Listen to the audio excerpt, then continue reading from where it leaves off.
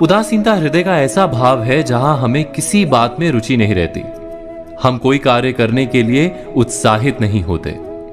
उदासीनता जब एक सीमा से बढ़ जाती है तो मन का रोग बन जाती है। मनुष्य जीवन से अधिक मृत्यु को पसंद करने लगता है। हम सब जीवन में कभी ना कभी उदासीनता का अनुभव अवश्य करते हैं।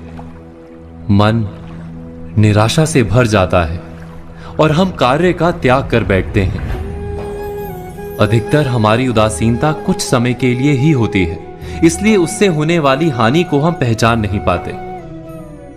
किंतु उदासीनता धीरे धीरे आदत का रूप धारण कर लेती है और हम बार बार उदासीनता के कारण हाथ में लिए कार्य अधूरे छोड़ देते हैं। क्या हमारे सबके साथ ऐसा नहीं होता? तो वास्तव में उदासीनता क्या है? इसका जन्म कहां से होता है? इससे छूटने का उपाय क्या है? उदासीनता वास्तव में मन की ऐसी स्थिति का नाम है जब हमें अपनी तकलीफों, अपनी कठिनाइयों का कारण बाहर दिखाई देता है। हम कहते हैं कि समाज बुरा है, नौकर या स्वामी गलत है, पति या पत्नी का बर्ताव अनुचित है, जीवन की परिस्थितियां प्रतिकूल है, वक्त हमारा साथ नहीं दे रहा, वगैरह वगैरह। और जब दुख का कारण बाहर होता है तो उसको बदलने का हमारे पास कोई मार्ग नहीं होता। क्या ये सत्य नहीं? हम समय को किस प्रकार बदल सकते हैं? परिस्थितियों में कैसे परिवर्तन ला सकते हैं हम? अर्थात हम स्वयं को निस्सहाय मानने लगते हैं और वहीं से उदासीनता का जन्म होता है। क्या ये सत्य नहीं? प्रश्न ये है कि क्या हमारी सारी विपदाओं का कारण बाहर है या स्वयं हमारे भीतर है? हमारे बुरे हालात क्या दूसरों के कारण है?